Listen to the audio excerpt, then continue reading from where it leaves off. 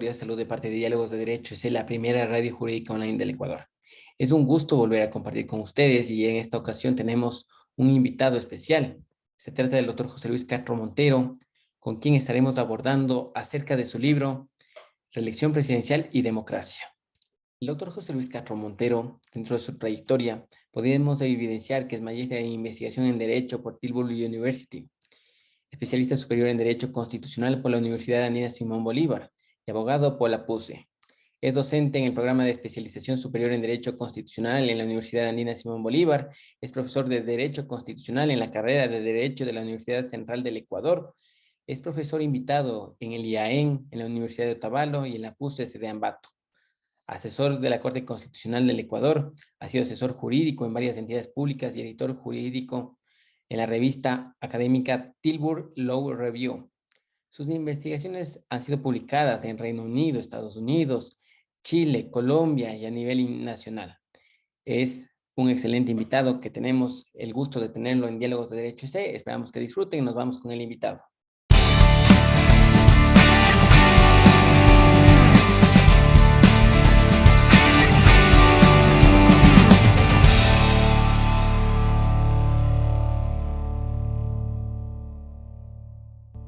Estimados amigos, como les decía, estamos con nuestro invitado, el doctor José Luis Castro, con quien estaremos conversando acerca de su libro, Reelección Presidencial y Democracia. Bienvenido, doctor, buenos días. Muchas gracias, Luis. Un gusto compartir contigo y compartir con los amigos de Diálogos de Derecho S. Bueno, este libro en realidad es coescrito, es autoría de Agustín Grijalva, lo escribimos con auspicio del Fondo de Investigaciones de la Universidad Andina Simón Bolívar. Se publicó con el auspicio de la Universidad Católica, la Pontificia Universidad Católica del Ecuador y del Instituto Iberoamericano de Derecho Constitucional. Eso me parece importante destacar y agradecer sobre todo el apoyo de estas entidades. Ya entrando a materia sustantiva, básicamente nosotros nos preguntamos en el libro una cuestión central.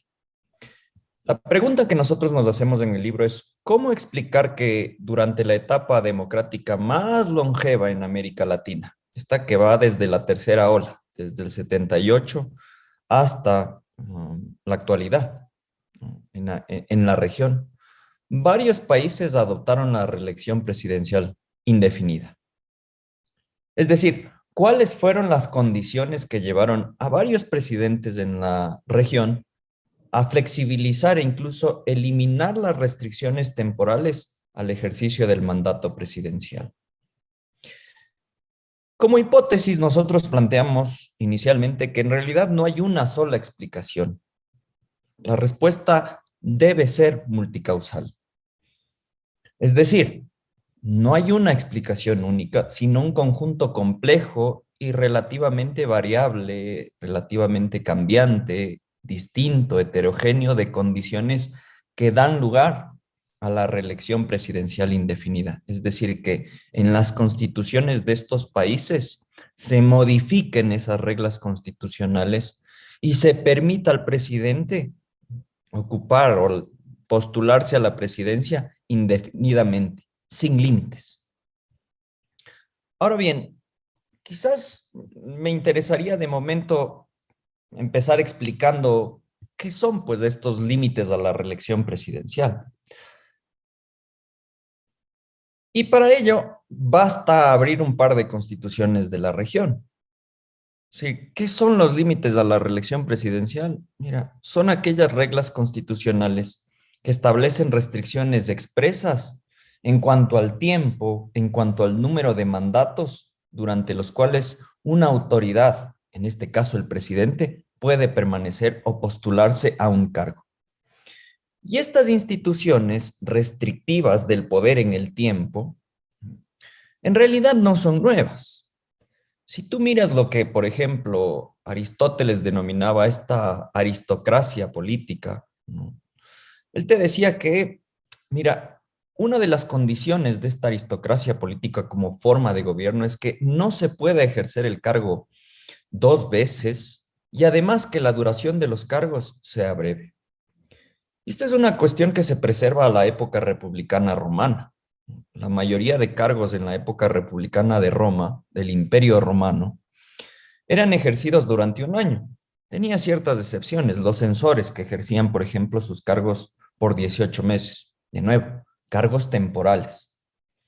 Si tú miras las repúblicas aristocráticas del medievo, Génova, Florencia, lo propio, tenían cargos de gobierno, los dux, por ejemplo, temporales. Resulta interesante notar que en las primeras constituciones de la modernidad, me refiero, por ejemplo, a la Constitución de los Estados Unidos de América de 1787, a la Constitución polaco-lituana del 91, 1791, a la Constitución francesa, no se establecieron propiamente restricciones al mandato de los titulares de los ejecutivos. Quizás es más interesante en el caso de los Estados Unidos, ¿no? El nacimiento del presidencialismo moderno. No se establecieron a pesar de que se discutieron la conveniencia de establecer estos límites a la reelección del presidente. El debate primigenio, ¿no? Es este que se da, digamos, en las convenciones constitucionales, ¿no? Filadelfia, por ejemplo. Básicamente allí tú tienes dos posiciones. Una posición pro reeleccionista, es decir, a favor de no establecer reelecciones o límites a la reelección en la Constitución, y otra posición, en cambio, contraria, antireeleccionista. La primera posición está, digamos, encabezada por Alexander Hamilton. Hamilton te decía, a ver, si quieres incluir un límite a la reelección del presidente, mira, puedes estar restringiendo la voluntad popular de elegir a una persona. Puedes estar obstaculizando que un gobernante experimentado ejerza la presidencia.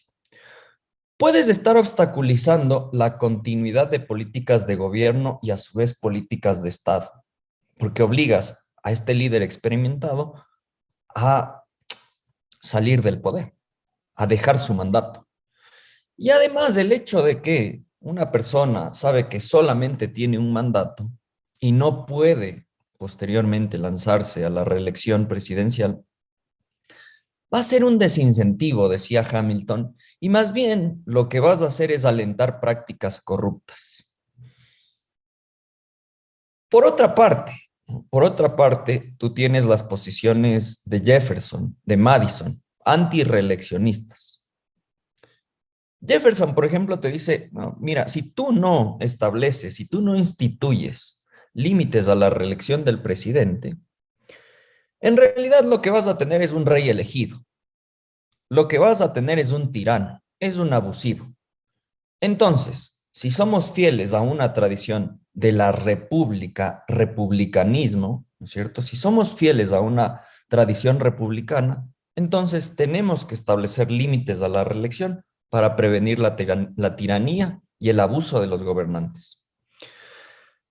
Digo, resulta curioso leer la Constitución de los Estados Unidos y ver que no están expresamente establecidos estos límites. Ahora, uno podría erróneamente afirmar que, digamos, no existieron estos límites. Digo erróneamente porque la costumbre constitucional en los Estados Unidos fue la reelección por dos mandatos, hasta el siglo XX, ¿no? Hasta el siglo XX en donde, pues, con la presidencia continua de Roosevelt se instituye la reforma a esta constitución y se introduce expresamente la reelección consecutiva como regla.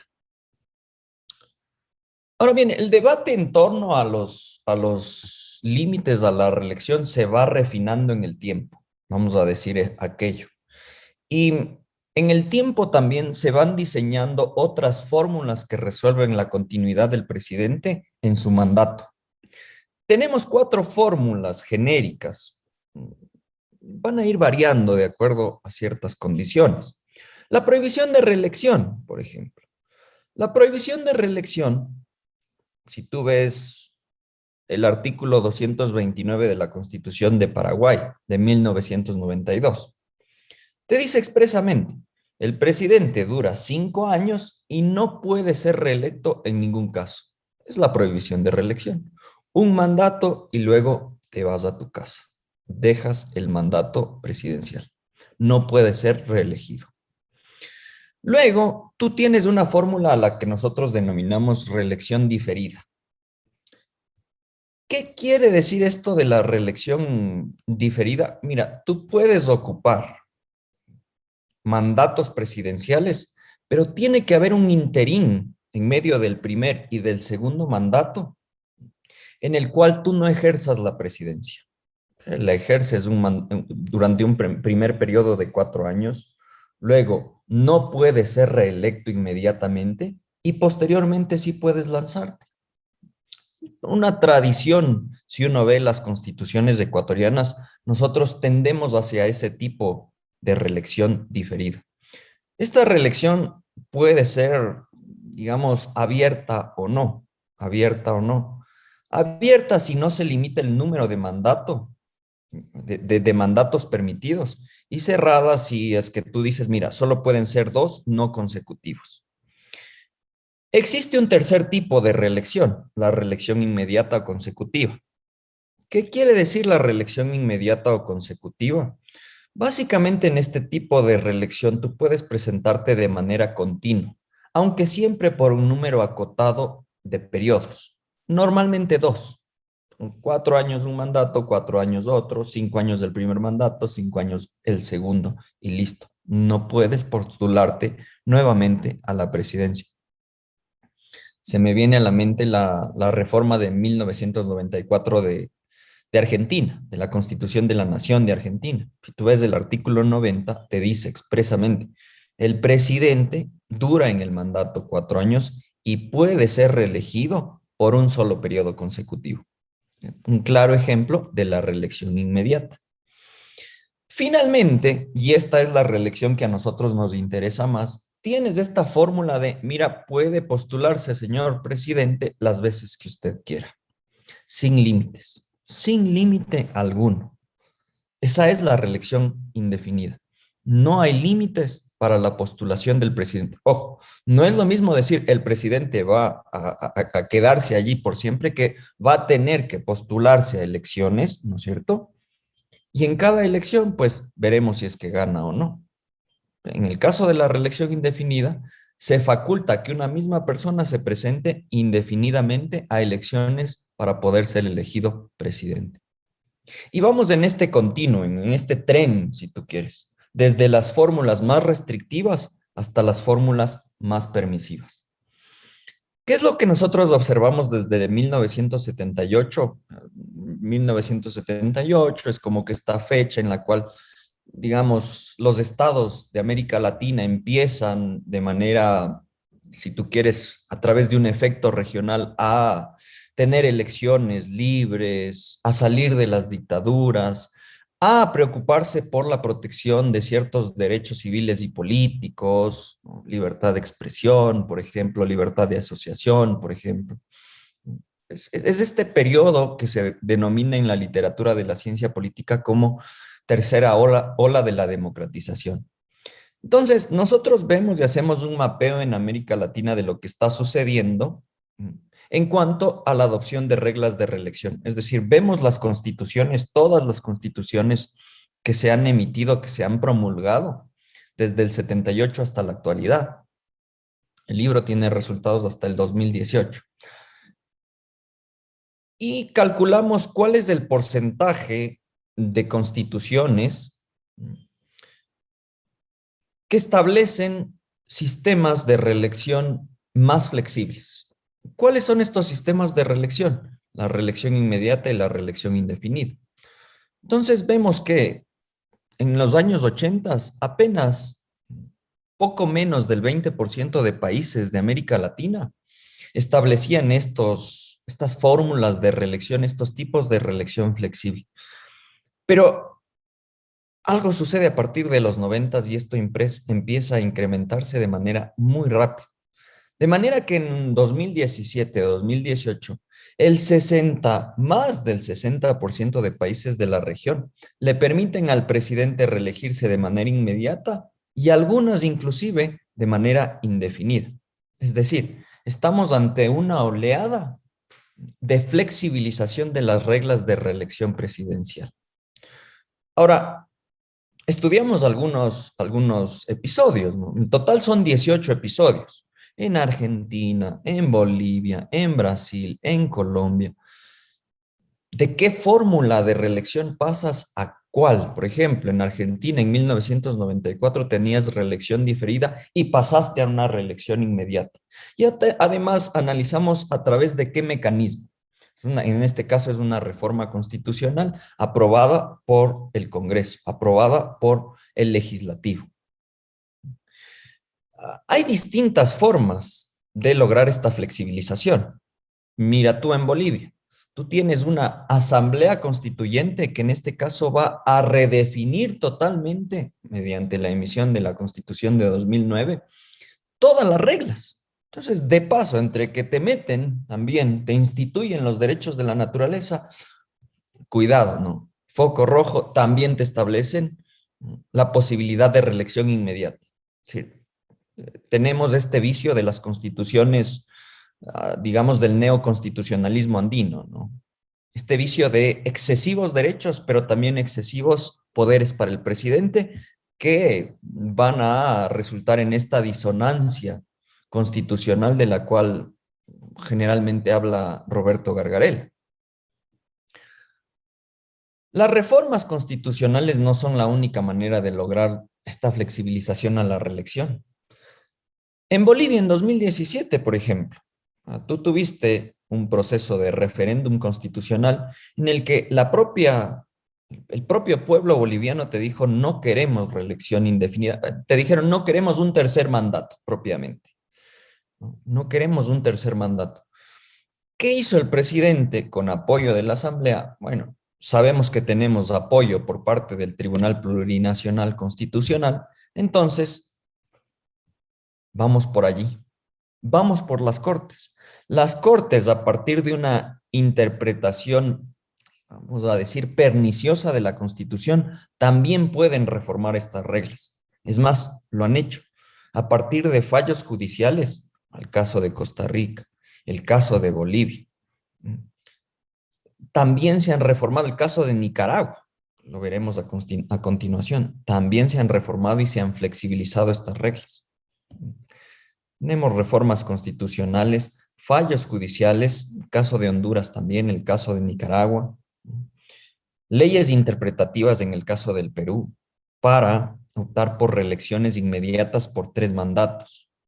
Diversos mecanismos. En general, los actores políticos suelen ser muy creativos para buscar los caminos de flexibilización de este tipo de reglas y perennizarse de esa manera en el poder.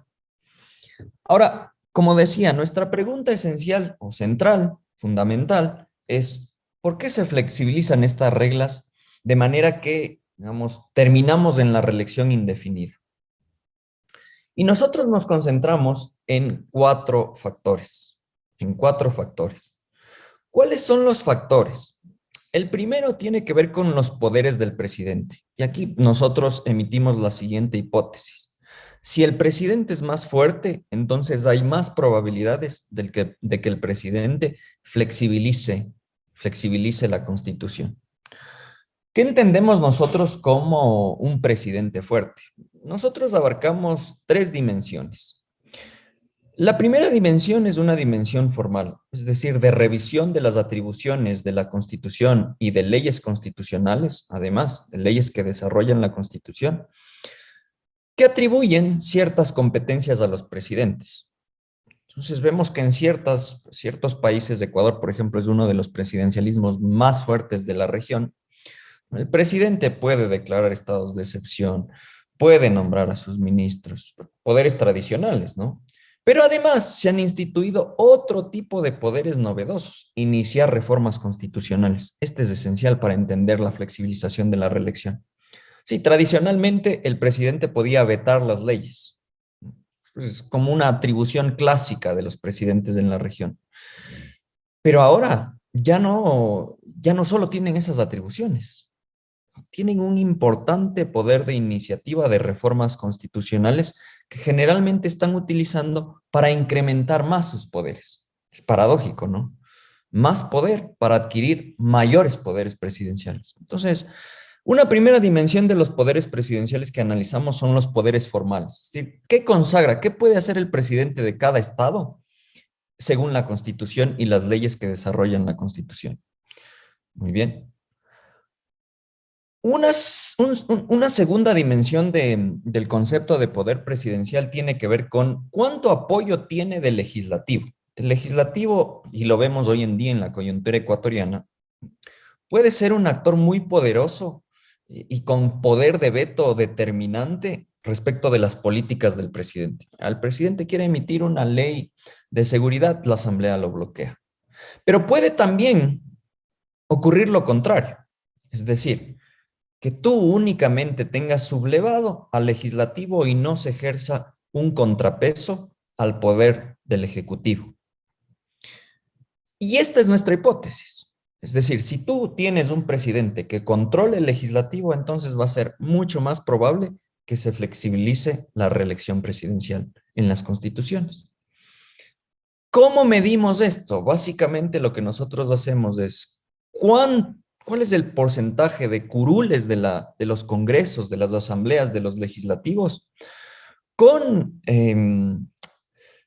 con asambleístas, con congresistas que apoyan al presidente? ¿Cuál es el porcentaje? ¿Qué tan disciplinado es el partido o la coalición, la unión de partidos que apoyan al presidente? Luego tenemos una tercera dimensión. La tercera dimensión de lo que nosotros entendemos como poder presidencial está dada por la popularidad del presidente.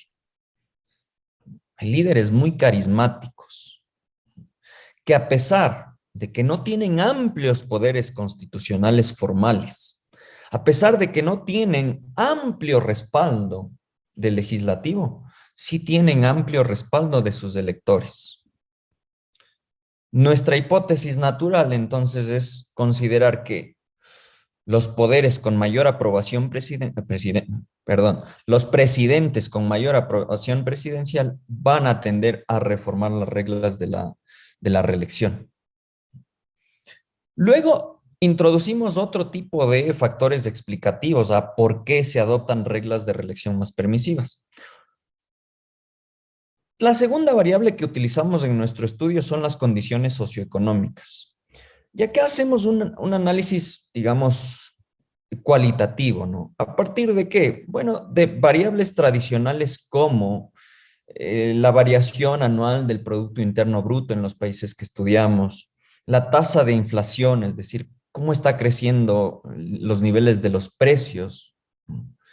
Luego, perfiles nacionales económicos y sociodemográficos realizados anualmente por la CEPAL, informes de desarrollo humano, índice de Gini, informes globales de competitividad realizados por el Foro Económico. Todo esto nos sirve para determinar si en realidad presidentes con una situación económica más venturosa, vamos a decir, más próspera, son más propensos a flexibilizar la reelección. También tomamos en cuenta el grado de independencia judicial. Nosotros entendemos que en la mayoría de estados de América Latina, las cortes, salas o tribunales constitucionales juegan un rol preponderante como árbitros de la política. Para capturar los niveles, para medir los niveles de independencia judicial, nosotros recogemos varios indicadores, y también el informe de competitividad global, el índice de Rule of Law, del proyecto de justicia mundial, ¿no? Luego también evidencia empírica, estudios cuantitativos, estudios cualitativos de cada uno de los países que analizamos que datan el nivel de independencia de las altas cortes, generalmente las constitucionales. Finalmente, estudiamos un cuarto factor, cómo la flexibilidad de los mecanismos de reforma constitucional afectan también a la posibilidad de reformar la Constitución e introducir la reelección presidencial indefinida. Para ello, nosotros por ejemplo, analizamos cuántos actores, cuántos procedimientos son necesarios para enmendar, para reformar parcialmente, por ejemplo, una constitución. Muy bien, a partir de estos, digamos, la combinación de estos cuatro factores, nosotros escogemos también cuatro países, que son países en los que se adoptó la reelección presidencial indefinida. Estudiamos, por en orden cronológico, estudiamos Venezuela, Nicaragua, Ecuador y Bolivia. Son los cuatro países que nosotros estudiamos. Tienen muchas similitudes, eso, digamos, nos permite profundizar el análisis de algunos factores, pero también nos limita en cuanto a, digamos, a la generabilidad de los resultados que obtenemos. Ahora, en este cuadro que ustedes ven en pantalla, podemos ver de una manera más desagregada los resultados. Tú tienes diversos episodios en los que se intentó adoptar la reelección presidencial indefinida. En Venezuela en 2007, por ejemplo, no se logró la promulgación de la reelección presidencial indefinida. Es más, Chávez tuvo un revés electoral. Fue uno de los primeros reveses electorales del gobierno de Hugo Chávez. Después, en 2009, lo volvería a intentar, a pesar de que se debatía de si eso era procedente o no en Venezuela. Es decir, se intentó a través de una enmienda en 2017, en 2007 y en 2009 se utilizó el procedimiento de reforma. Y en ese caso sí se logró adoptar la reelección presidencial indefinida. Vemos que en general se trata de un presidente con poderes formales fuertes. Vemos que se trata de un presidente con muchísimo apoyo por parte del legislativo, el 68% en ambas ocasiones. La popularidad incluso va en descenso en la, en la, en el 2009, si se compara al episodio del 2007. Los indicadores económicos fluctúan en niveles similares, aunque la situación de 2009 es mejor que la de 2007. En ambos casos, en Venezuela tenemos baja independencia judicial. Y tenemos que se utiliza la promulgación. ¿Qué, digamos, entendemos nosotros por promulgación? Básicamente, que has emprendido un procedimiento de reforma respetando las reglas, al menos formales, que te establece tu Constitución. Y aquí separamos promulgación de interpretación. Interpretación, en cambio, quiere decir, mira, introdujiste la reelección presidencial indefinida a partir de un fallo.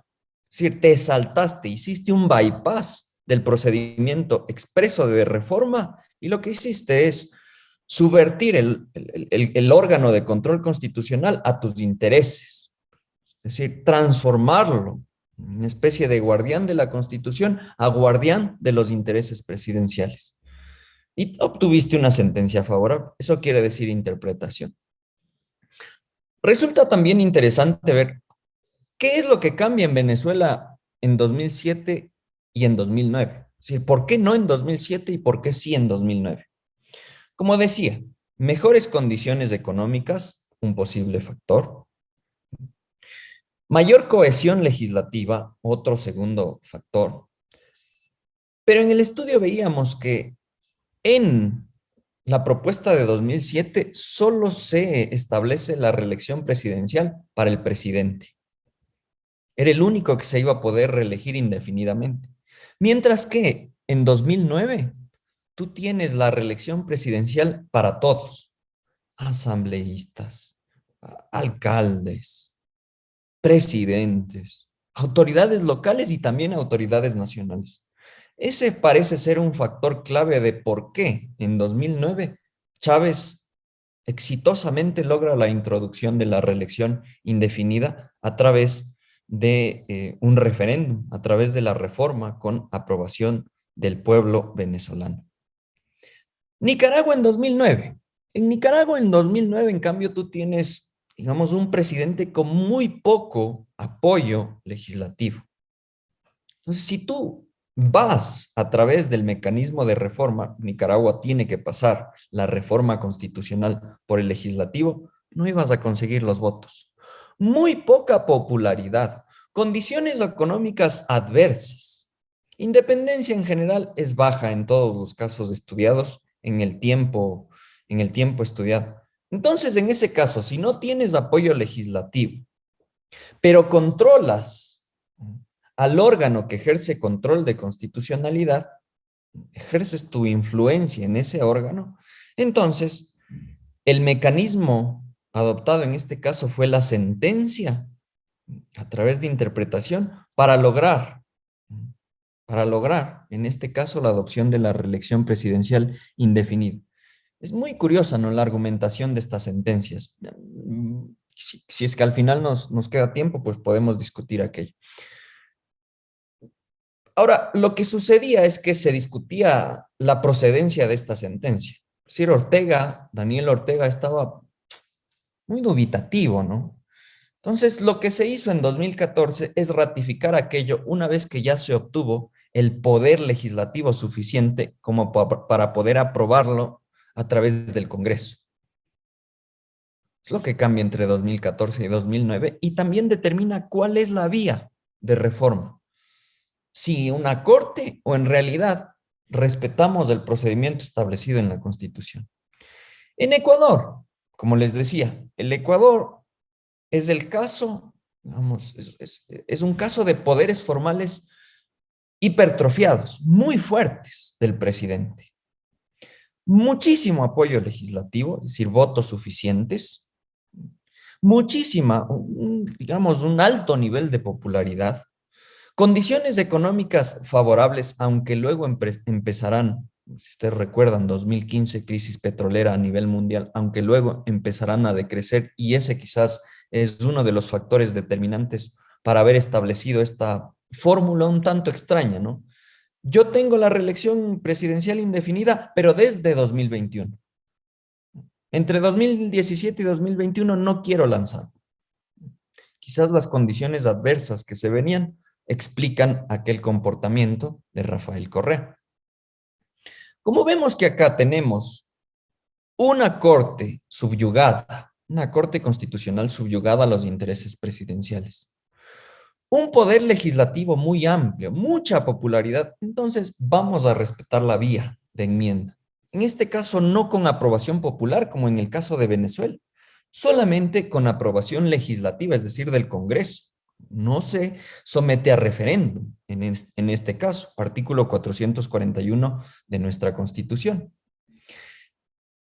Y si, de nuevo, seguimos avanzando con el caso boliviano, pues tenemos, digamos, estos dos episodios, ¿no?, que ya adelantaba. 2016, en el que tú tienes un presidente relativamente popular, pero que no consigue a través del referéndum el resultado de la reelección presidencial indefinida.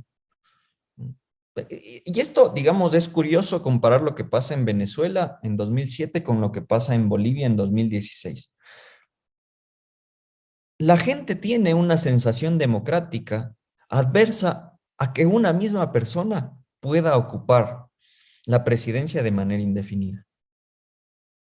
Parece que eso forma parte de la psique democrática en estos países. Y es por eso que inclusive con niveles de popularidad altos, con condiciones económicas favorables, no se hayan aprobado estas propuestas inicialmente.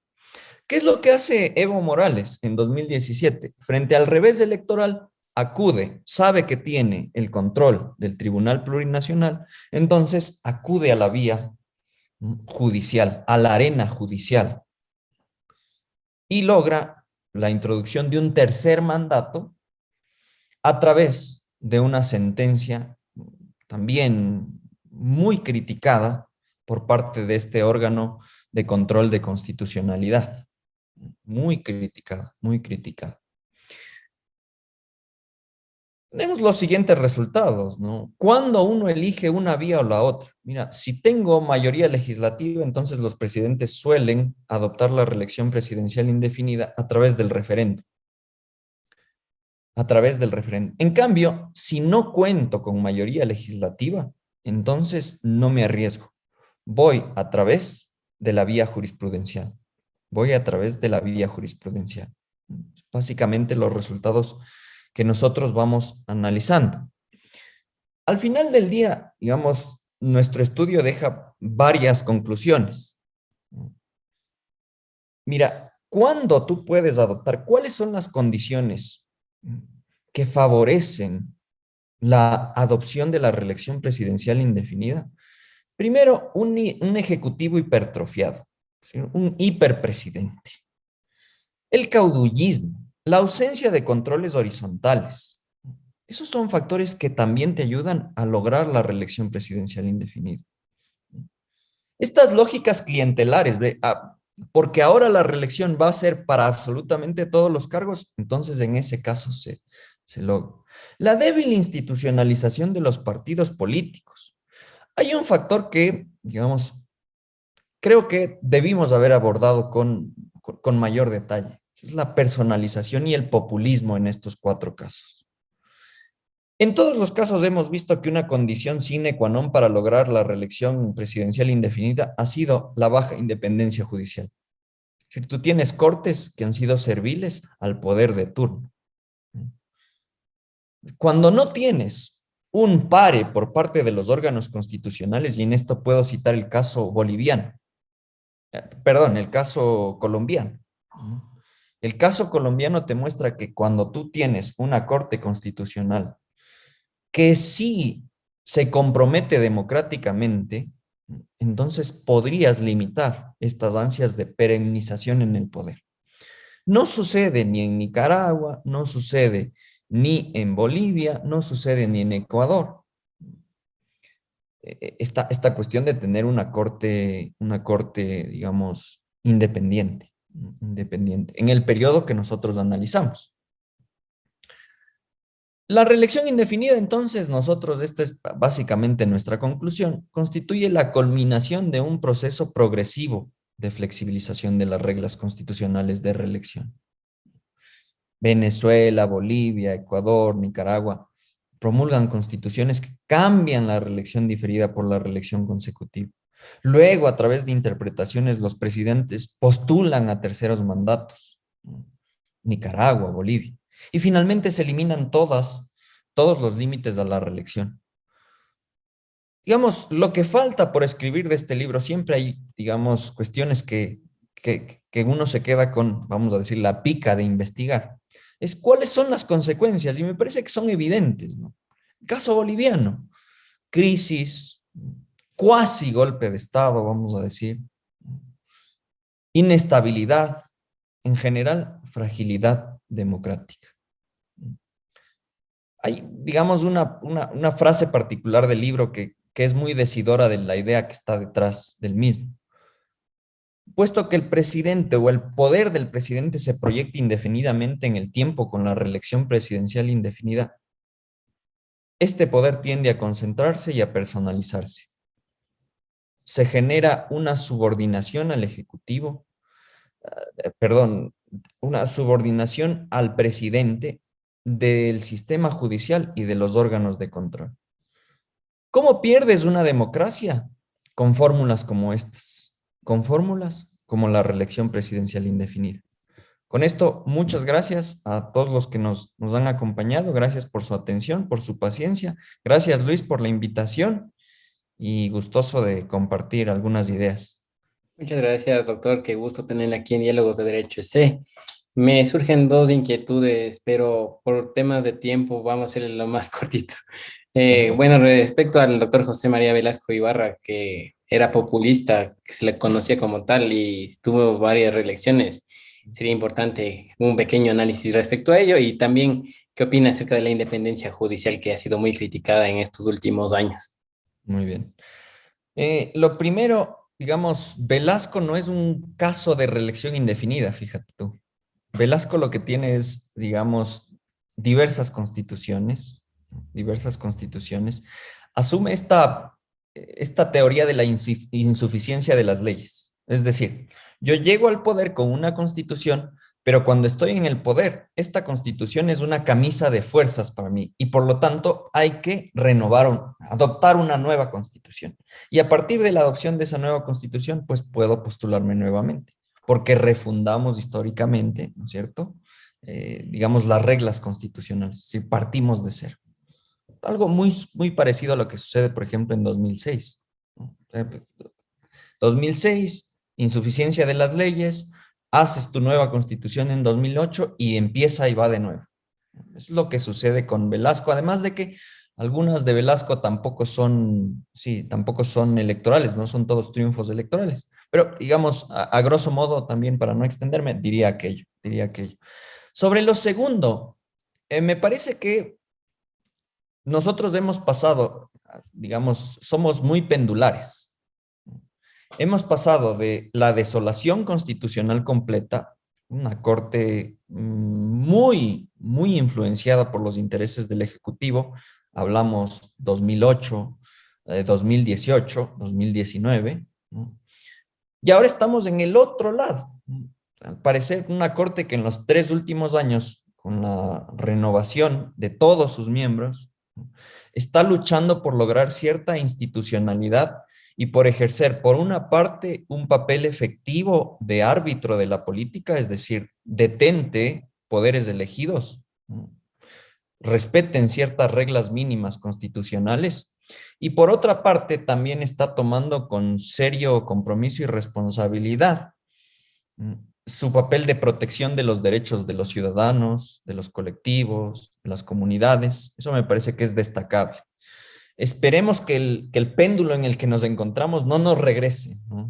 Esperemos que sigamos en esa dirección porque es vital para la democracia esa dirección.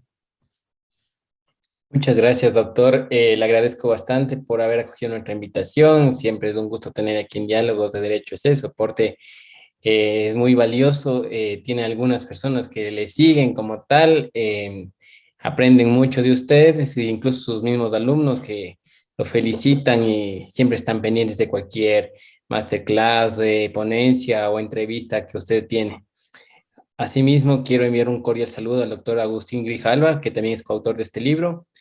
También felicitar por su trabajo realizado en la Corte Constitucional. Hace pocos días, por la renovación, ha habido un cambio de jueces, pero todas las personas tienen presente el trabajo que realizó, igual que el doctor Hernán Salgado Pesante y el doctor Ramiro Ávila.